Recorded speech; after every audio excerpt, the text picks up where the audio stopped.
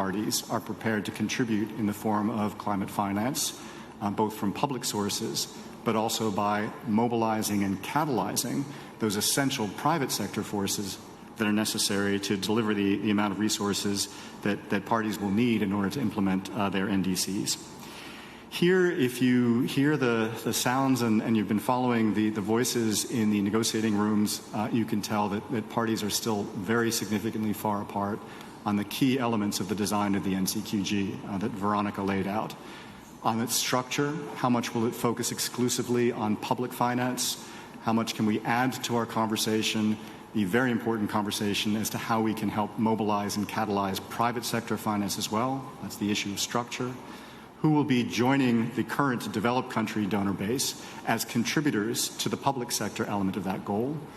Another issue that's still open for negotiations. And then, of course, the crucial number that I'm sure will appear in the headlines as you write your final reports of this COP, what is the quantum? How much beyond 100 billion for the private sector goal and the private sector money that immediately mobilizes? And how do we capture that broader goal of mobilizing private finance that will be essential to meet the trillion-dollar needs of developing countries in particular, but the world at large, in terms of implementing everyone's obligations under the Paris Agreement. Here, as I say, I would say at the negotiator level and even at the HODS level, it's hard to see exactly where the landing grounds lie at the moment. What we are hoping for is the kind of spirit of compromise that emerged in the pre-COP held in Baku several weeks ago, where we had ministers present, where we think that there was a firmer grasp of what it is that developed countries as contributors and other contributors can provide in terms of their capabilities of mobilizing public sector finance, and the inevitable need to turn to the private sector to mobilize much larger amounts of money through the real economy, that those realities were much more present in the minds of ministers than they seem to be in the minds of negotiators. So we are hoping that that spirit of the pre-COP from Baku will return when ministers themselves return next week to help us to find the way forward in closing this very significant gap that we still have at the technical level in negotiations. In the corridors, I think that you can hear messages that will help us moving in that direction. So you will have heard announcements, for example, from China about the scale that they have calculated in terms of the South-South bilateral cooperation that they've been providing over recent years. A similar announcement was provided by the UAE. And in the corridors, other countries that have developed the capacities over the years, the capabilities over the years to provide South-South cooperation, are talking about those numbers more freely. There was also a report, I think it was yesterday or the day before, from the multilateral development banks, the entire community of multilateral development banks, so this isn't just the World Bank, but it's also the regional development banks and the newer development banks, those that were essentially designed and put in place by the emerging economies like China, Brazil, South Africa, India, and others, the Asian International Investment Bank, and the New Development Bank. They also contributed to this report of the multilateral development banks. And what that showed is that trends are towards the work of those banks providing more of their resources towards climate finance and increasing their capacities and their abilities to leverage more private sector finance as well. So that's another message in the corridors that I think will help create more of a boundary based on real-world experience about what a reasonable landing ground in terms of the quantum and the sources of climate finance over the coming decades will come from. There was also a report that was published, I believe it was early today, which is the third report of the International High-Level Expert Group on Climate Finance, which has also been generating numbers to help guide policymakers towards what is both ambitious but also achievable in terms of the levers that we can pull at the national level and international level to move public and private finance in the right direction. And again, we think that this will help to provide a little bit more of a framework in which the negotiators and critically the ministers that will be arriving next week can use to close the gap that currently exists between the negotiator level. So that's a quick, hopeful update from the negotiating rooms. If you have more specific questions about different elements of the negotiations, I'm happy to try to provide those perspectives as well. And I see hands going up already. But we remain hopeful, hopeful not only because these issues have been with us for a long time, and I think each time we engage on it, our understanding of where the landing grounds deepens, but also because we believe the political guidance will be coming soon from the ministers as they arrive. Over to Alistair to help manage the high level of interest in more detail. Thanks. Thank you, Jake. Okay, so we can open the floor up for some questions. Can I just remind you to say your name and the outlet that you work for, and please speak into the microphone that will be provided. Maybe let's start here at the front, the lady in blue, and the man just behind her. That would be great. Thank you very much. And then we'll see how we get on. My question, Ida Mamedova, Azerbaijan television. My question to Mr. Jacob Waxman. We know that climate change is the global problem for whole world. But some European leaders don't participate in the COP29. So what's the reason, and why do European countries not show unity against climate change? Thank you very much. Thanks. We'll take the next question and then do a round. The gentleman just behind in the scarf. Thank you. This is Antonio Piemontese, Wired Italia. So how much do you rely on the private sector, and are you supporting, as the European Union, a position to tax like the wealth ones or fossil fuel companies to get climate finance? And second question, what do you think about the Azerbaijan presidency in its role? I think it's getting smarter than expected. What do you think? Thank you. Maybe we can take one more question, and then Jake and Veronica can give their responses. Maybe Lucas there, just behind you. Lucas Knigge for Table Media. So on NCQG, we've seen two versions of the text, one yesterday, one today. Both of them really expanded quite a lot. Do you think the COP presidency is doing enough on the climate finance goal regarding the text that is coming out, and how it's dealing with the parties now, especially after the comments of Aliyev also yesterday? How did that affect the negotiations towards France and the Netherlands? Thank you.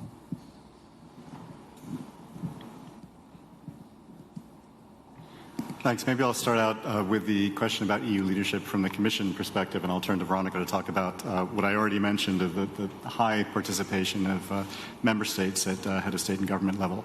I know that the President of the Commission definitely wanted to come to this COP.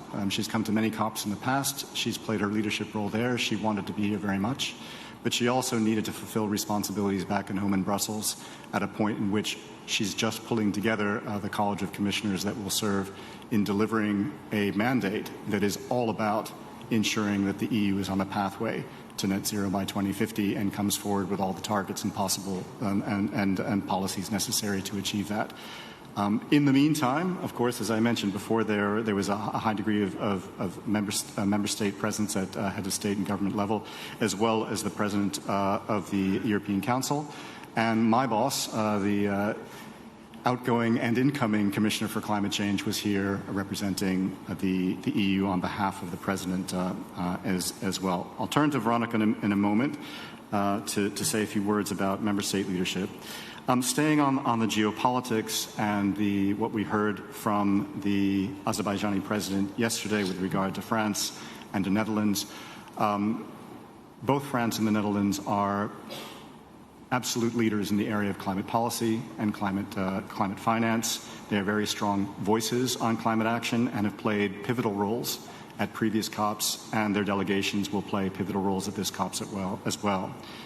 Regardless of any bilateral disagreements, the COP should be a place where all parties feel at liberty to come and to negotiate on climate action. That's what the EU is doing now, and that's what we will continue to do to reach a successful conclusion at this week. The COP presidency has, of course, a particularly important role and responsibility to enable and enhance that full and inclusive participation. They've been playing that role this week, and we expect them to play that role next week as well. On the question on taxing fossil fuel companies and whether the EU is supportive of using carbon pricing as a way of not just incentivizing reduced emissions, but also generating financial resources to reinvest in climate policy, absolutely. We display that through our domestic policies, through the ETS, the emissions trading system, at the regional level, but many member states top that up with their own pricing on fossil fuels, et cetera. And we are active promoters of putting in place similar kinds of pricing around the world. In addition to that, we are very interested in exploring innovative systems for adding additional opportunities to ensure polluters pay and to ensure what they pay is reinvested in climate action. Examples of this would be our work through the ICAO, through the International Civil Aviation Organization, to implement fully and we hopefully effectively the CORSIA system, but also we're working through the International Maritime Organization to ensure that sector, which has been unregulated for quite some time, when it's operating internationally, also pays a fee. We're participants in this global solidarity levy process that you may have heard about, which is looking at ways in which we can enhance this in other sectors and with regard to other polluters as well. The question on the NCQG and the texts and what they say about the state of play of the negotiations, we are very worried because there were literally more than a year of preparation in producing the text that was quite long, that came into the negotiations through the work of the co-facilitators at the outset of last week. And that work was rejected as a basis of negotiations, unfortunately, when the work actually started under the NCQG contact groups. We know that the co-facilitators have now been given a mandate to produce a new text. That was tabled today. And we understand that has been accepted as a basis of negotiations, so there's a potential now to work forward. But it's still over 30 pages long. I've seen some versions of the outcome on the NCQG that have been no more than 1.5 or 2 pages in order to capture everything that we need to send the signals that are necessary under the new collective quantified goal. So clearly we are way off a landing ground if you look at the texts on their own. Does the presidency have a role in shaping this text? Absolutely. COP presidencies have had a critical role in generating texts for crucial outcomes of past COPs, and we would expect them to have to step into this as well. But usually, appropriately, and at this COP too, they need to let the negotiations take their course, to allow the technical level to exhaust all possibilities, and in doing so, signaling where the landing grounds might lie. Not through the text that they're working on, but certainly through the interventions that they're making, the way in which they're expressing their red lines, the way in which they're signaling flexibilities. And so I assume, and I have every confidence, that the Azerbaijani presidency is listening carefully in the room.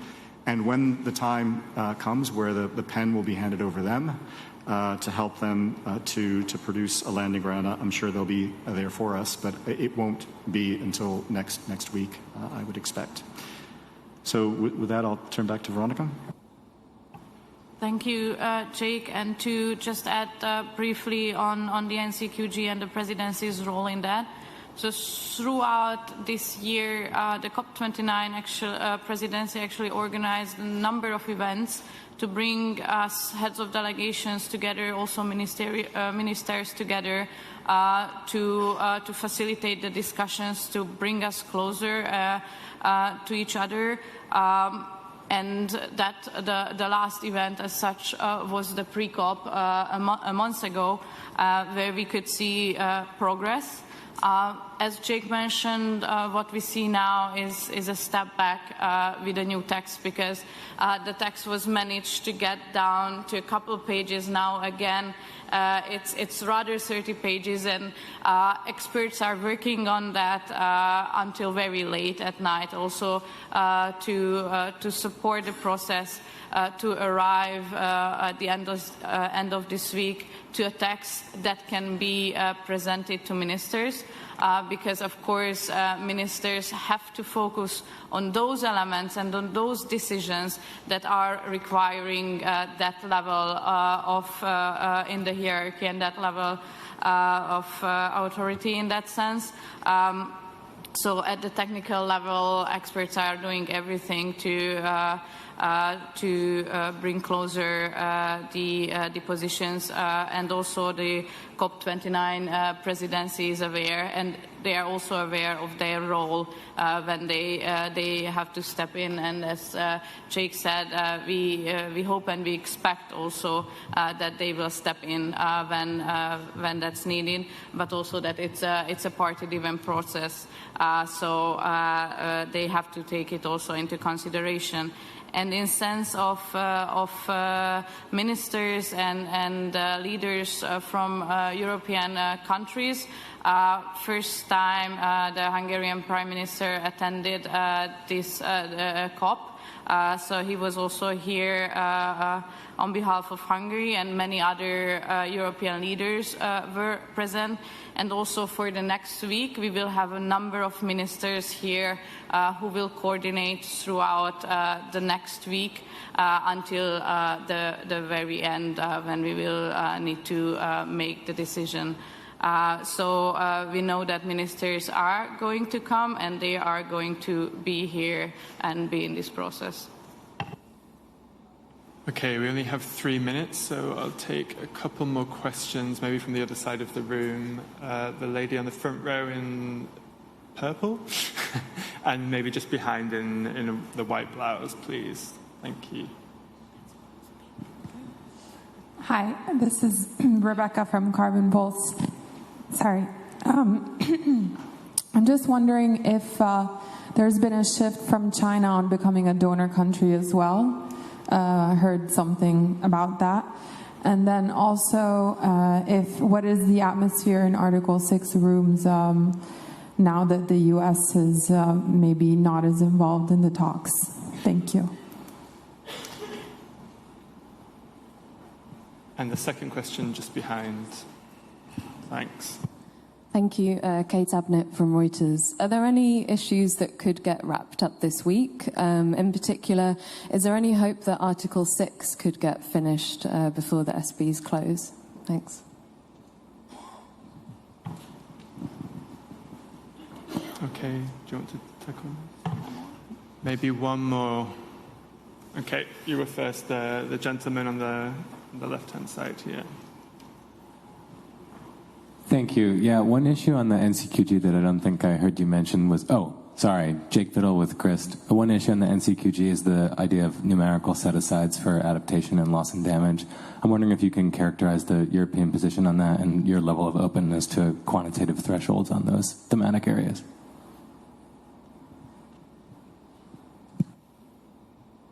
Okay, thanks a lot. China as a donor country, best to ask China. I mean, I think they, as I said before, they had made this announcement that described what they think that their South-South flows amount to in climate finance over the past 5 or 6 years or so. An impressive number, not one that is subject to the kind of transparency and accounting methodologies that the current donor base goes through the OECD and otherwise, so it's kind of difficult for us to assess those numbers, but we're very pleased that China is putting itself into that space once again and saying that they're willing to undertake South-South cooperation. Whether that then leads them to signal that they're willing to participate in the NCQG, we'll have to wait and see. The atmosphere in the Article 6 room is definitely improved, and I would say it's improved in large part through the U.S. Recognizing, along with other parties, that we're keen to settle all the rules last year in Dubai on the basis that we had agreed everything we needed to agree, to acknowledge that additional rules would actually help in improving the transparency and accountability of carbon markets. My perception is that they continue to play that role in the room now in helping to broker compromises and providing their expertise on both carbon markets but also on legal drafting, and the mood remains very, very constructive. Will that mean that we wrap it up this week? It's been my experience that as long as there is a little bit more time to negotiate on something that's that complicated, we'll take it. So I don't think that we will completely close every issue this week, but I think that we will have developed a momentum that will ensure that we wrap it up certainly in the early part of next week. On adaptation sub-goals, the EU does not support including adaptation sub-goals within the NCQG for a number of reasons, but I think the most important one is that it's important to take into account that what we're not creating, regardless of the quantum, is a single fund. Right? This is an aggregation of flows that are coming from multiple different sources, some of which are completely dedicated to adaptation, like the Adaptation Fund, some of which are a mix, like the GCF, some of which are entirely focused by their mandate on mitigation. So you can't kind of create out of this aggregation a single goal that can be enforced or disciplined through all these different actions. So what instead we have agreed in the past, and I'm sure we would be willing to agree again, is the encouragement that this money increasingly is spent on adaptation, particularly if it's public finance resources, and that it addresses the needs as a priority of the poor and the most vulnerable communities. In that context, in the past, you know that we've agreed to double the level of adaptation finance. That kind of goal, I think, could also work as an incentive to keep the pressure on donors and others to continue to take into account that public finance is scarce, and when it's available, it should be used as a priority to invest in an adaptation and resilience. Thanks.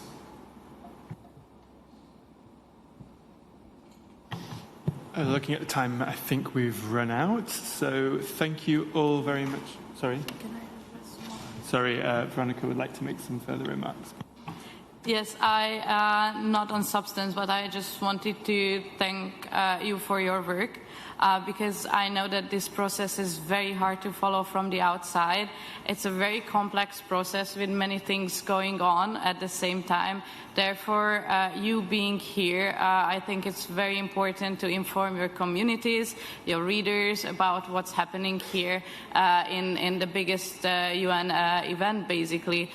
So it's a very hard work, and thanks for your efforts in that from our side. Thanks, Veronica. So we'll wrap up there. Thank you very much for coming, and keep an eye on the agenda. We'll be holding more press conferences next week.